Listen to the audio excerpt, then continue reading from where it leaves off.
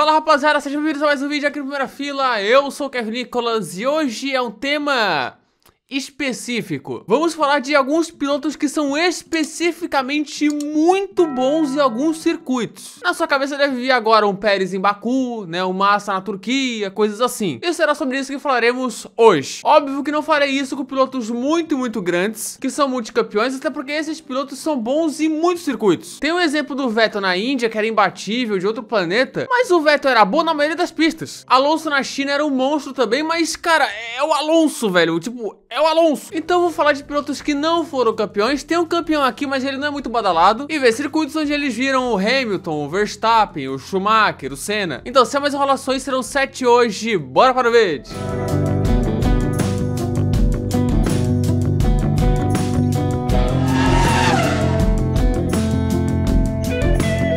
Começamos o vídeo com o italiano, que era o Sérgio Pérez de sua época, Giancarlo Fisichella. Porque se você acha que o Fisichella era um baita piloto lá, isso era em equipes médias e pequenas. Quando ele foi para uma grande, meu amigo, era desastre.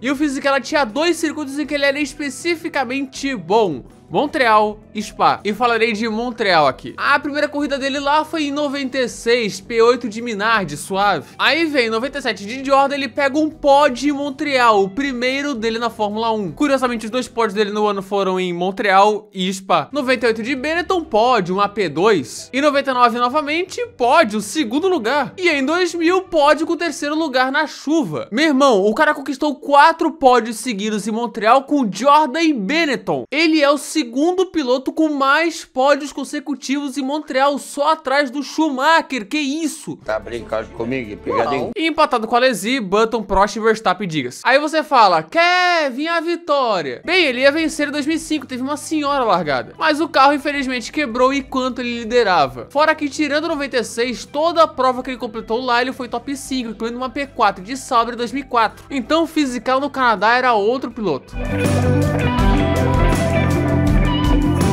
O Rubinho está entre os melhores dessa lista, esteve na equipe que dominou a primeira metade dos anos 2000. E em Monza, caras, em Monza, o Schumacher sofria com ele, viu? Barrichello sempre andou bem em Monza, vide a P4 de Jordan em 94 e com a Stewart em 99. Sempre muito rápido. E quando foi para a Ferrari, traduziu isso para pódios e vitórias. Em 2001 foi o segundo colocado, atrás apenas do vencedor Montoya. Em 2002 veio a vitória com louvor em território italiano, a primeira dele lá. Mas seguia 2003 e Tom P3, outro pódio. Em 2004, numa prova até maluca com negócio de pré-intermediária, primeira pista seca no começo, ele derrotou o Schumacher e venceu com direito a recorde de pole mais rápida da história por um bom tempo. Ele de novo derrotou o Schumacher e venceu. Até então eram 4 pódios seguidos em Monza, a segunda maior sequência lá no século, só atrás do Hamilton. Depois foi para a Honda, onde não foi bem mesmo lá, porque o carro não andava de reta. Ruim, cara! Mas na Brown, lutando pelo campeonato, Opa! ele faz a estratégia de uma parada funcionar e vence sua última prova na Fórmula 1. Última vitória de Rubinho e a última vitória do Brasil até hoje. Isso faz de Monza o melhor circuito de Rubinho na Fórmula 1 e o único com vitórias múltiplas, e 3. De um brasileiro para outro brasileiro, os melhores do século XXI, agora Felipe Massa. Que assim, o Massa tem 11 vitórias na Fórmula 1. 3 na Turquia, 2 no Brasil, 2 no Bahrein. E assim, podemos dizer que ele era melhor em Interlagos, mas isso já é esperado. Geralmente o piloto performa melhor na pista de casa, onde mais correu, né, na carreira e por aí vai. Agora, o que o Massa fazia na Turquia era loucura, cara. Turquia entrou no calendário em 2005 e em 2006 ele vai para a Ferrari. Aí, bicho, a primeira vitória e pole dele na Fórmula 1 foi aonde? No GP da Turquia de 2006. Lá ele conquistou isso. Não me diga! Ou seja, as glórias do Massa na Fórmula 1 começaram na Turquia. Aí vem 2007, ele repete a dose, pole e vitória. Vem 2008 e adivinha, mesmo com mais drama, pole e vitória. Outra vez? 3 vitórias na Turquia, com 3 poles nelas, tendo liderado 151 de 174 voltas nessas corridas. Em 2009, a Ferrari tinha um barco, ele foi o 6º. Em 2010, ele se classificou e terminou na frente do Alonso no pior fim de semana da Ferrari no ano. E em 2011, teve problemas e nem pontuou. Mas até hoje, Felipe Massa é o maior vencedor da história do GP da Turquia. O Imperador Massa é o único com 3 vitórias até hoje em Istambul. Que doideira. Jean Jenson Button é o único campeão mundial dessa lista, mas é sempre tratado como um dos piores campeões da história, só um título de Brown, eu não concordo muito com isso. E o Button tem aquela parada, das 15 vitórias dele na Fórmula 1, 7 foram em pista molhada. Aí fica aquela sensação de que ele era muito fora da curva em condições adversas e apenas bom em condições normais. Mas em Melbourne não tinha isso não. Melbourne é o único circuito que ele venceu 3 vezes, conquistou 2 poles e a pista onde ele teve mais pódios na carreira com 4. Em 2006, por exemplo, conquistou a pole de Honda. Em 2009 vence a abertura da temporada com a surpreendente Brown GP no seco. Em 2010 aí foi com condições adversas, mas venceu também. E em 2012 ele venceu de ponta a ponta no seco. Fora que em 2014, com a McLaren daquele ano, ele foi ao pódio após a desclassificação do Ricciardo. Enfim, o Jenson Button em Melbourne era assim, era outro piloto. Ele na Hungria também era muito bom, teve 2 vitórias, mas as 2 foram em condições adversas. Em Melbourne, ele era absurdo, mesmo no seco, cara, ele era muito rápido. Enfim, o Jenson Button no auge em Melbourne era um negócio imparável, cara, coisa de maluco.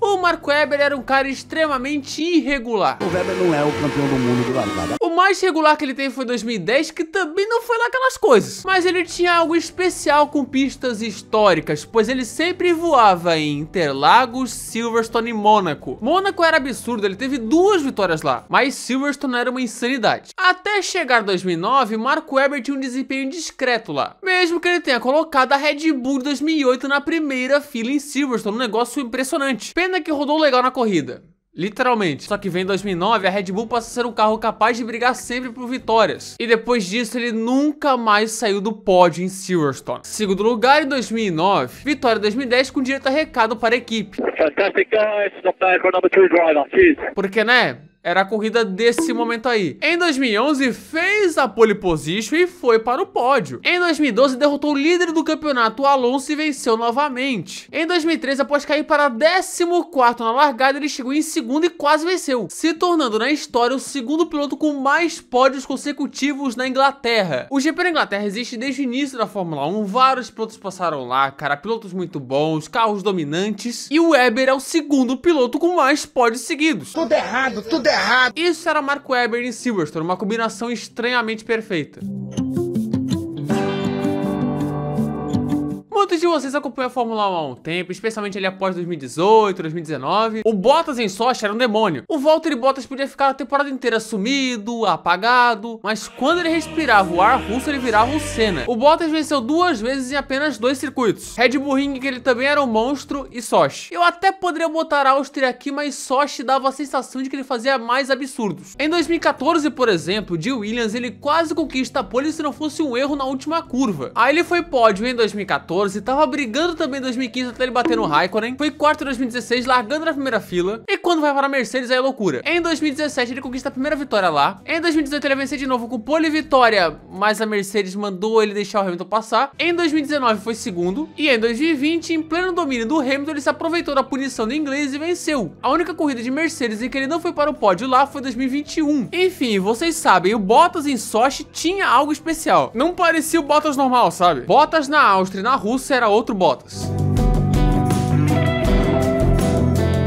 Para finalizar, um dos mais inacreditáveis de todos, Sérgio Pérez em Baku. O Pérez nas últimas 2 temporadas foi trucidado pelo Verstappen, amassado, humilhado, tratado como lixo, foi demitido, coisa horrível, mas no Azerbaijão ele era melhor que o Max. Como? Como? Como? Eu não sei. Já começa que na primeira etapa lá, em 2016, o GP da Europa, que não era muito bem na Europa, ele mete uma P2 no quali de Force India. Só que ele é punido por uma troca de câmbio e mesmo assim termina em terceira à frente das Red Bulls, de Raikkonen e de Hamilton. Em 2017 ele estava brigando pelo pódio, mas bateu com o companheiro Ocon. Em 2018 conquistou o último pódio da Force India como Force India. Aí ele vai para a Red Bull em 2021 e no primeiro GP dele lá com a Red Bull, ele vence. Ele vence a corrida. A besta enjaulada! Em 2022 é verdade, vitória do Verstappen, ele foi o segundo. Mas em 2023 ele vence a sprint. E na corrida, graças ao Nick De Vries, ele toma a ponta e vence em Baku de novo, se iludindo de que poderia lutar pelo título. Coitado, mal sabia ele. Aí vem 2024, ele numa fase terrível, não era pódio desde a China, questionadíssimo, enquanto o companheiro dele liderava o campeonato e trucidava ele. Pérez simplesmente largou de quarto na frente do Max e estava indo pegar um pódio até o Sainz fazer uma cagada e tirar ambos da corrida.